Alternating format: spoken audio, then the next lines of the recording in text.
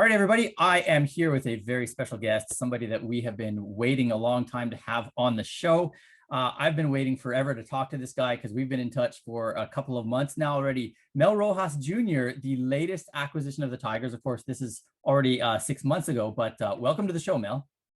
Thank you. Thank you for having me on your show.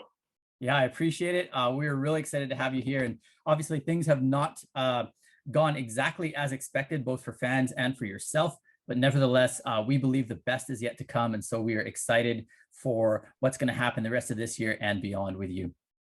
Thank you. So let's get down to business here. I want to ask you, like, when was the first time you ever heard about Japan or like experienced Japan, whether it was like a Japanese car or anime or anything like that? Can you tell me about like kind of the first thing you remember about Japan? The first thing, I will probably have to go. Well, at first I didn't know they were Japanese, but then I obviously figured it was from Japan. Dragon Ball Z. Okay, yeah. They're Japanese, right? And there's one more. I can't remember the other one. Oh, even I just found out this like 2 days ago. I didn't know Mario was from like Japanese. Oh yeah, yeah, big hit here, and yeah, it's Japanese. I had no clue. Huh.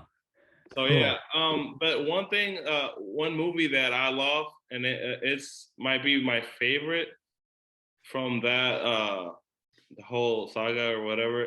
It's Fast and Furious Tokyo Drift. I love that movie. Nice, very cool.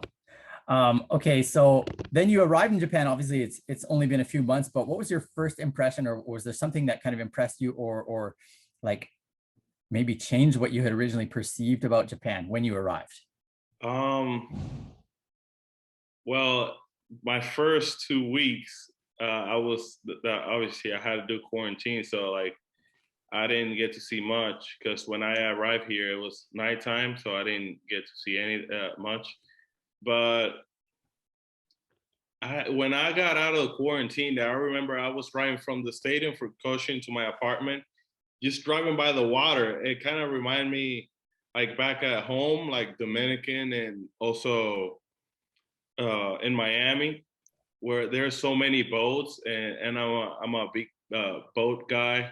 I love to be by the water and stuff, so it's really nice. I was very surprised with how nice this area is, like the Kobe, Osaka area is. Well, I hope you're able to experience that as well once things loosen up a little bit more. But Sure.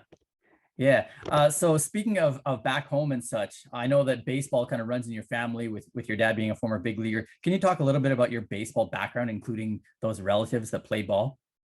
Yeah, for sure. I mean, I come from a baseball family, but I used to love playing basketball too.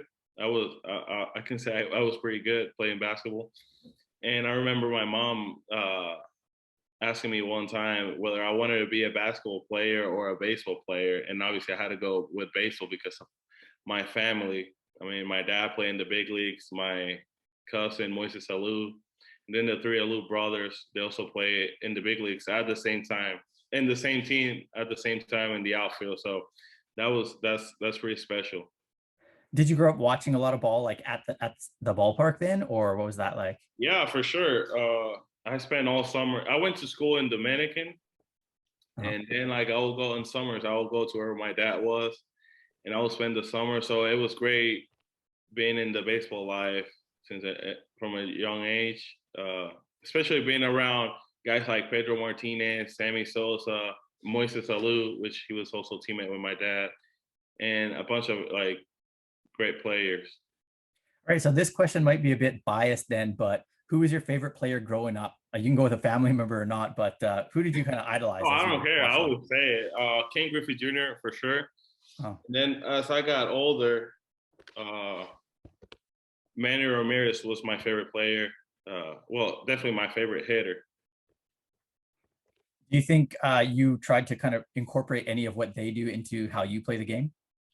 A lot of people compare my swing to Ken Griffey Jr.'s swing, which I mean, that makes me feel good. But I honestly don't try to imitate his swing or anything.